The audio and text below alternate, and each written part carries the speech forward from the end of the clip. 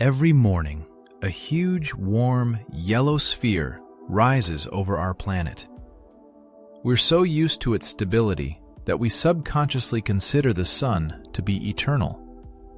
It warmed the dinosaurs, illuminated the construction of the Egyptian pyramids, and wakes us up for work every morning. But to the cosmos, our sun is not some sacred, perpetual motion machine, but an ordinary star, a run-of-the-mill yellow dwarf with a strictly limited shelf life.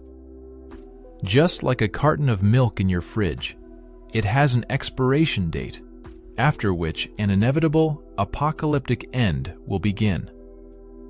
And this finale will completely wipe everything we've ever called home from the face of the universe. Right now, our star is in the most stable phase of its life, which astronomers call the main sequence. It's been shining for about 4.5 billion years, and it has about the same amount of time left in the tank. The secret to this cosmic stability lies in a perfect balance of forces.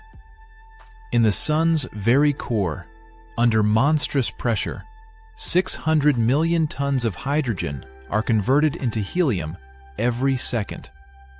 This controlled thermonuclear explosion generates colossal light pressure that pushes outward, preventing gravity from crushing the star. The sun is a perfect natural compromise between continuous gravitational collapse and a nuclear inferno. But this balance only holds as long as there's fuel in the reactor's furnace. In about 5 billion years, the hydrogen reserves in the sun's core will finally run out. And in that instant, this well-oiled machine will break. When the hydrogen is gone, the thermonuclear reactions in the star's center will cease. The light pressure will drop, and gravity will instantly go on the offensive. The core will begin to rapidly contract under its own weight.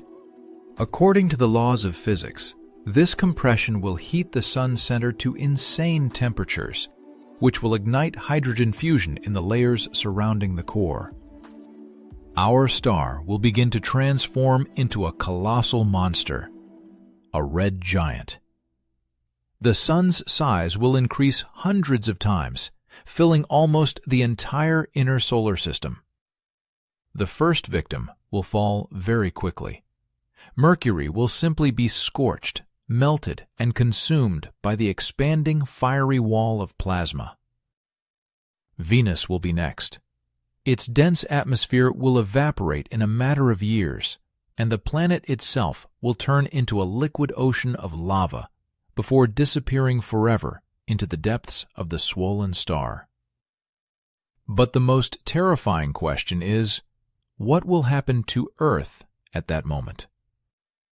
The scenario for our planet looks like a perfect guide through the circles of hell. Long before the sun physically touches Earth, life here will become impossible. Our planet will begin to heat up. First, all the glaciers will melt. Then the oceans will boil and completely evaporate, turning Earth into a dry desert. The atmosphere will be stripped away by a powerful solar wind. When the sun reaches its maximum size, it will take up almost the entire night sky of Earth, turning it into a solid ocean of crimson fire.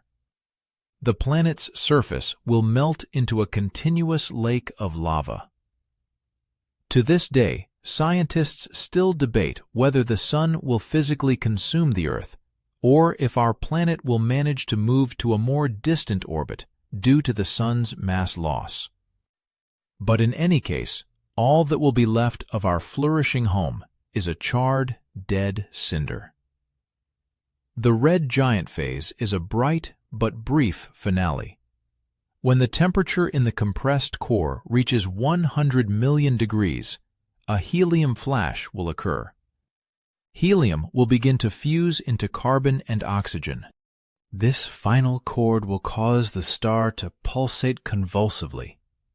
Eventually, the Sun will no longer be able to hold on to its outer layers and, over several 100,000 years, will literally shed its fiery shell into open space like old skin.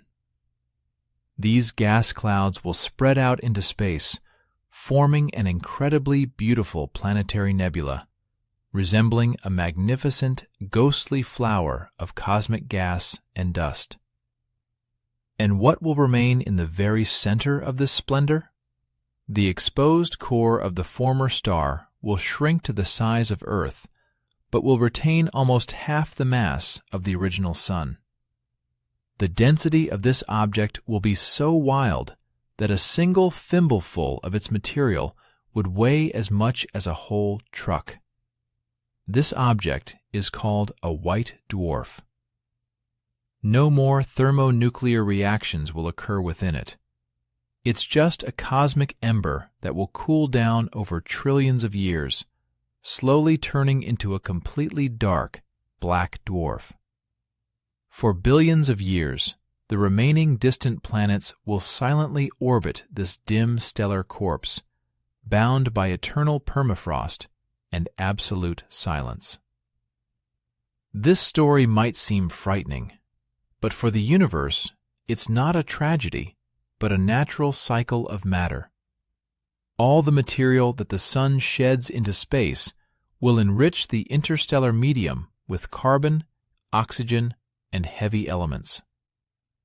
Billions of years later, this cosmic dust will gather into a new cloud. Gravity will once again begin its familiar dance, and new stars and planets will be born.